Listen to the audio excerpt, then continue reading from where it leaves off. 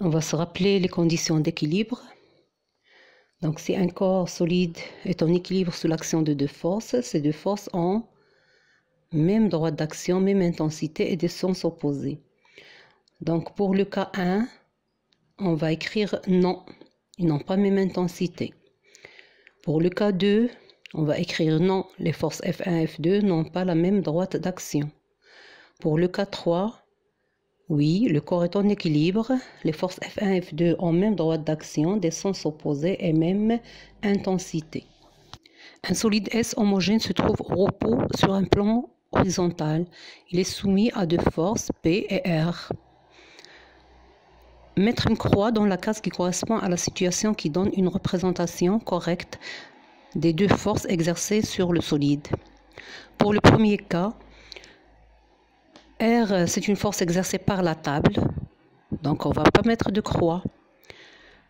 Pour le deuxième cas, P et R, c'est faux. Ils ont même sens, c'est faux, bien sûr.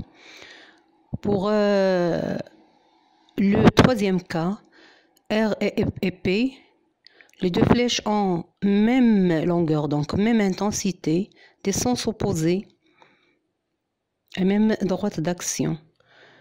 Pour le dernier cas, on constate que la flèche rouge est plus longue que la verte. Ça veut dire que les intensités ne sont pas égales. Donc c'est faux. Déterminer l'intensité de la force R, sachant que la masse du solide S et M est égale à 0,5 kg et l'intensité de la pesanteur G égale 10 newtons par kg. On sait que P c'est M fois G, donc c'est 0,5 fois 10, c'est 5 newtons. Puisque le corps est en équilibre, R est égal à P est égal à 5 newtons. Pour l'exercice 3, une boule de masse M est en équilibre sur un support horizontal.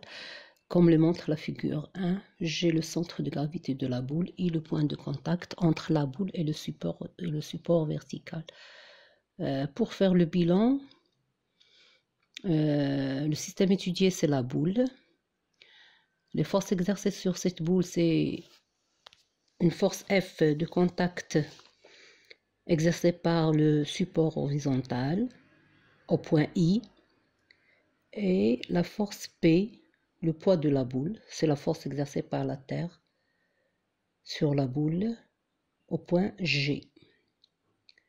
Pour déterminer la masse M de la boule, on sait que la relation c'est P est égal à M fois G. Donc M c'est P sur G. C'est 5 sur 10, c'est 0,5 kg.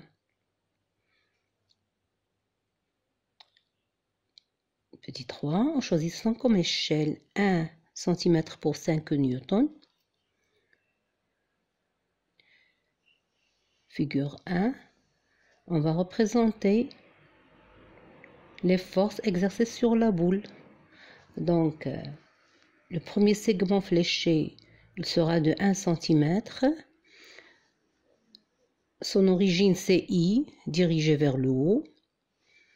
Et le deuxième segment fléché, son origine, c'est G, et il est dirigé vers le bas. Toujours 1 cm de longueur.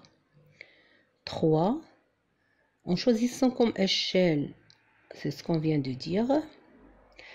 4. On place la boule précédente sur un plan incliné.